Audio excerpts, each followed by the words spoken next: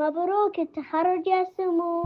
ألف مبروك التخرج والشهادة يا سمو، فزتي على كل الأوائل، في طموحك شامخة عز وريادة، والشهادة جاتك بطيب الفعايل.